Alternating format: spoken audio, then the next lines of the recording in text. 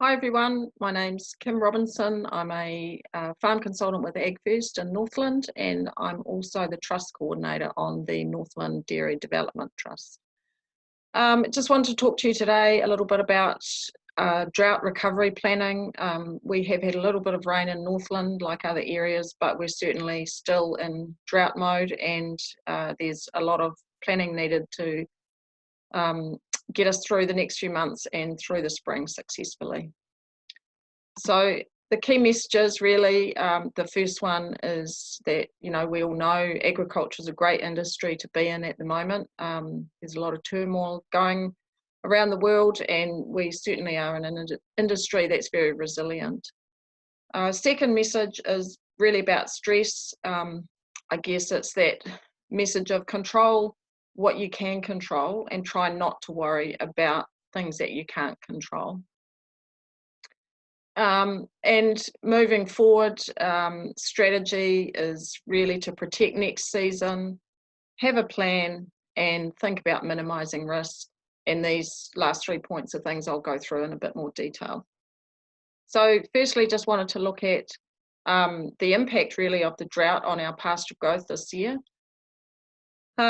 So you can see there, this is our Northland Agricultural Research farm over at Dargaville.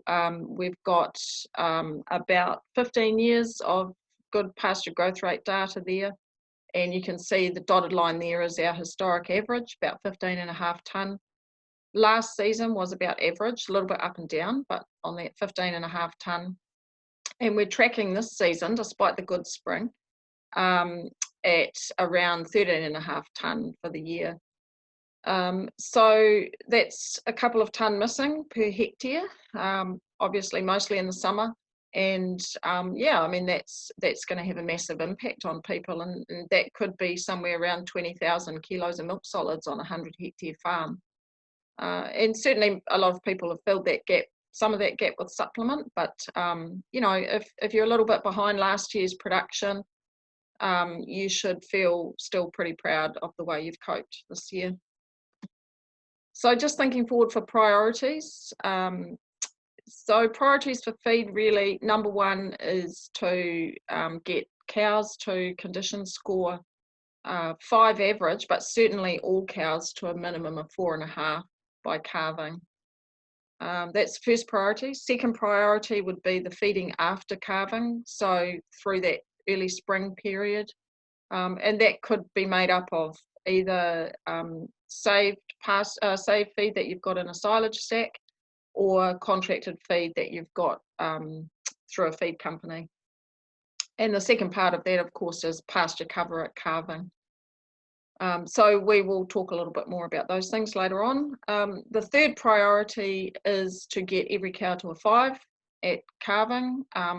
In particular, the younger cows, the 2 and 3 year olds, we really want them to a 5+ at calving time. And the fourth priority, if you can get 1, 2, and 3 achieved, is that, milking on now is obviously what some people are still doing.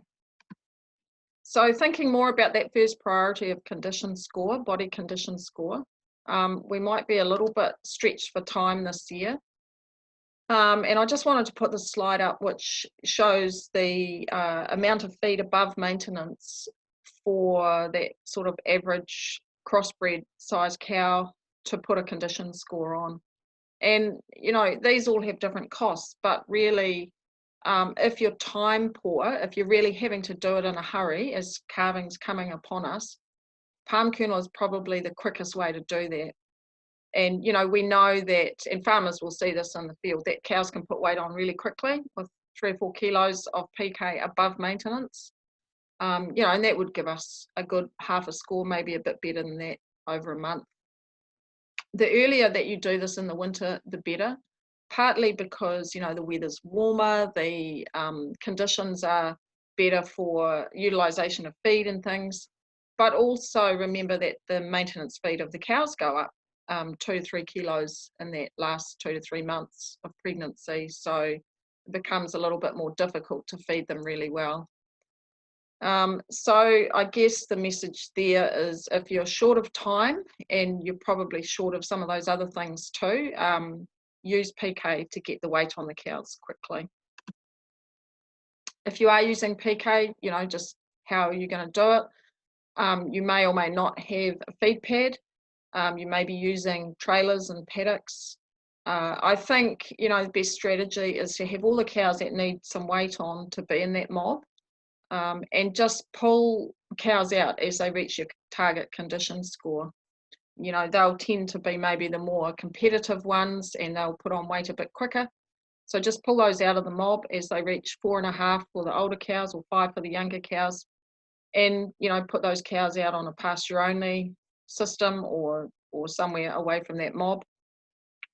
If you've got limited maize or grass silage and you've got reasonable facilities, you should probably save those for after calving, just because that PK is a little bit quicker at getting weight on cows at the moment. Thinking about that second priority for feed, feeding after calving, and, you know, we are heading towards a bit of a deficit potentially. Some information I just wanted to share with you is that cost of underfeeding milkers in September, and particularly if you need to go into those strategies of drying off or culling cows in springtime to get through. We've got a supplement trial going on at our Northland Agricultural Research Farm at Dargaville, and we've got 3 herds over there. So you can see the green line is our pasture only herd, which we cannot purchase supplement in, and our red line is our palm kernel only herd, and then our palm kernel plus is the blue line, which is palm kernel plus other feeds, which tends to be DDG or sometimes a bit of grass silage. So we had quite a difficult period in September last year, late August. It was very wet for a time, and we ran out of silage in the green herd, the pasture only herd, in August, and you can see the impact of that on that green production line. So we had some strategies that we used, which I'll go through a little bit more later, but we put cows on once a day and for about a month, 4 weeks, and we think we lost about 400 kilos of milk solids from doing that. We also, things still didn't come right, and we were really struggling, so we got rid of 8% of the herd as well in early September.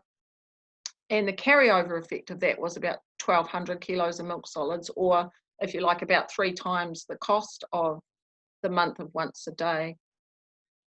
So I guess, you know, that feed deficit in early spring can be really, really expensive. And obviously we don't want to get into that situation where you can't access supplementary feed. So thinking a little bit more about how we secure that time. So you need to make a monthly plan.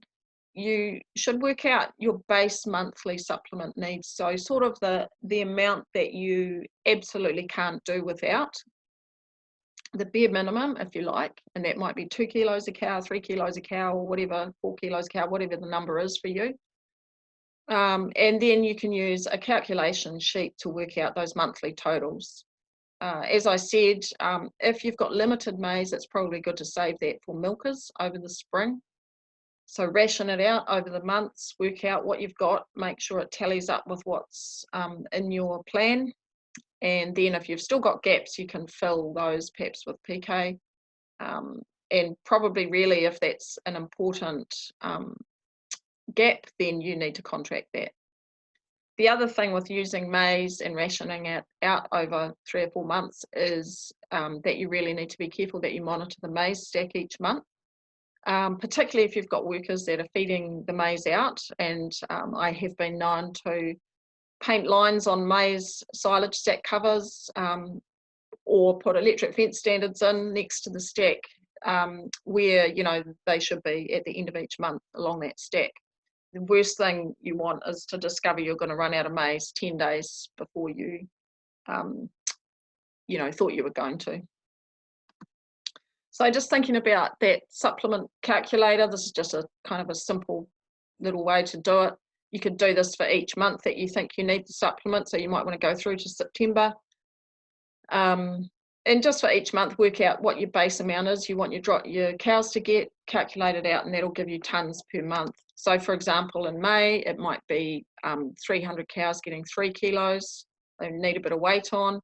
You might get to June and it might be 200. You might think, oh, 100 of my cows are fat enough now, they don't need PK, or it could be that 100 cows are going off to grazing or whatever. Just calculate it through so you can see the months coming out each, the tonnes coming out each month. And then you might get to July and you've got still some dry cows that need a little bit, and some milkers that might need a bit. So you just work your way through the months, and that will give you a monthly total. Tally it up with either what you've got in the maize stack or what you have contracted in your PK, and just work out where the gaps are. And you probably need to secure that feed, so you probably do need to contract that if you're relying 100% on PK.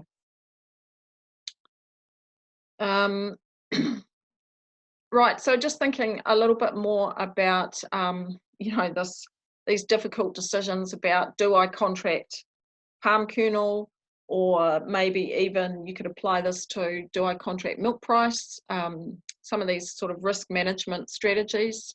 And I suppose one of the ways I think about answering those questions is, I think, what's the worst thing that could happen if I do it? And what's the worst thing that could happen if I don't?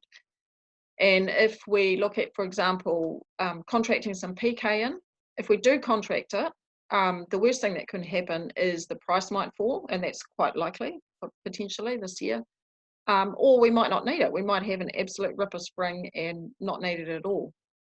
If you don't contract it, the worst thing that can happen is that you may not be able to get hold of it when you want it. You might need to go through spring without it, and you may either have to buy higher price supplements or have underfed cows. So you can put some numbers around those things. I've just kind of had a stab at, for 300 cows, maybe getting a couple of kilos a day each for 3 months might be your base amount that you want to contract. So that's 18 tonne a month, 54 tonne for 3 months. And if the price falls $75 a tonne, you've probably done yourself out of about $4,000. But if you don't contract that, and those 300 cows need to go on once a day because you can't feed them very well, we saw from our NAF trial that, that probably loses us about 0.2 kilos a day or 6 kilos a cow. And, even at a $5.50 milk price, that's quite a lot more money. So I guess sometimes by doing those numbers, it just makes that decision a lot easier for you. And I would also say that once you've made the decision, whichever way it is,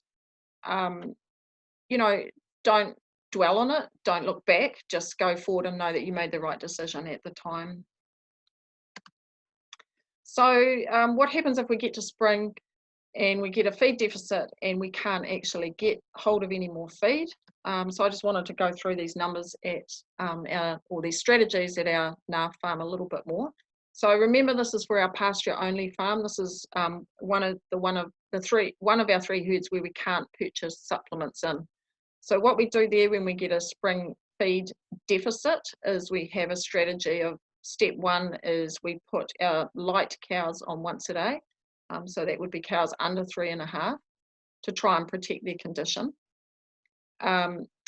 If things still aren't looking very good, as they weren't in mid to late August last year, the next step would be that we put the whole herd on once a day, and we certainly did this.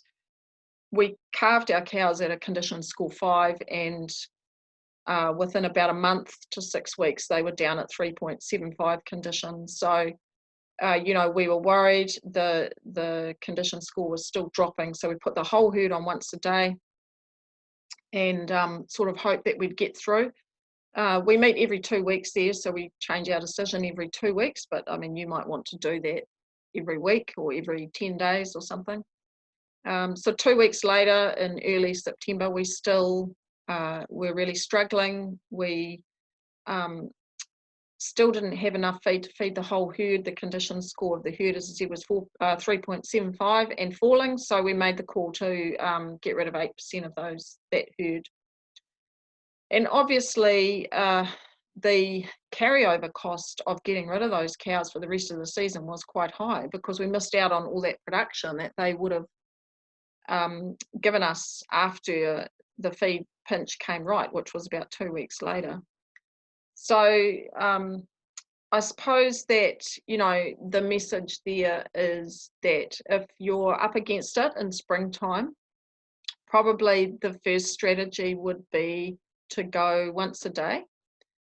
That was really successful for us, in that the cows recovered really well in production. After a month, they dropped 0.2 when we went on once a day. They came back up 0.2 when we came back onto twice a day. We still peaked at over 1.7 on those cows, grass only, and there was no difference in reproductive performance in the herds. Our entry rate was still about 6%, which it was in the other two herds. So that was quite a short-term strategy that worked really well. When it came to culling cows, you know, I'm not really talking about the cows there that maybe don't come into milk or have mastitis 3 times. You know, they probably wouldn't have done a full season anyway, but it's getting rid of those cows that would have carried on milking through the season. And, you know, they may not have got right to the end, but they certainly would have got well through the season and done, you know, a lot more production. So use the once a day, hang in there. Try not to cull those cows that would keep milking if you can. Just sort of touching on kikuyu management. For those of you with kikuyu, you should be well and truly in your mulching program now. That should be finishing in late May. And if you're undersowing with Italians, which is a good strategy, you know, that should be happening as well. We are seeing really good regrowth on mulched paddocks, better than unmulched paddocks actually. And the Italians are coming up with a little bit of rain here and there. So, you know, don't hold off, don't wait for rain. You need to rip into that and get into it. If you want some good photos of, you know, what a mulch paddock and what regrowth looks like, have a look on our Facebook page. There's NDDT Facebook. There's some good information on there and pictures on there about mulching kikuyu. I guess the second part of that is that, you know, particularly if you're mulching, but probably even on ryegrass farms, you need to have a nice long rotation through late May, June to get that pasture cover up. And probably a little bit of use of nitrogen there too. And I guess just one of the other comments is there's been quite a bit of damage, drought damage on ryegrass paddocks where they're quite open and people are undersowing. My preference would be that you don't sow with annuals. That's just going to probably give you open paddocks again next year. So try and use perennials and, you know, winter active perennials if you can get hold of them, because we want those pastures to stay thick for more than 1 year. And just other management issues, using nitrogen and a nice slow rotation, as I mentioned, to build cover quickly, meet your pasture cover targets. We did a nitrogen trial, urea versus ammo trial last year in NDDT and got really, really good responses to nitrogen, quite variable responses to sulfur. So have a look on our website or our Facebook page and just compare your soil type. We did on 3 different soil types to have a look at what, you know, you might want to be using. Use your spring rotation planner during calving, particularly if you're going into calving with less pasture than you would like. It's really important that you control that rotation and stay slow so that you come out of it a bit quicker. Monitor your supplement use, as I said, especially your silage stacks. You need to know that the right amount is being fed each month so that you don't run out earlier than you planned. You know, if cows are going to be calving slightly lighter than we would like, it's even more important that they're healthy, they've got the right amount of minerals. So blood test them, give them what they need. Just because they've had palm kernel, it doesn't mean that they'll be high in copper. So I think a blood test is a good way to make sure that they're going to go into calving healthy. And just that last point, you know, for people that have share milkers that are moving or contract milkers that are moving on, hopefully you've had these discussions, but you certainly need to if you haven't, about the supplement that is going to be left on farm at the end, and, you know, how you're going to deal with any shortfall if that's an issue in your contract.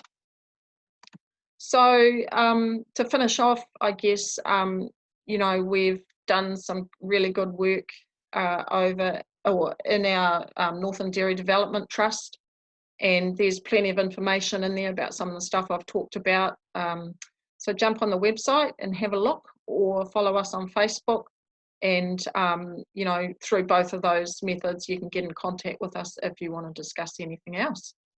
And good luck for the spring. Hopefully the grass grows, the rain comes, and it stays nice and warm.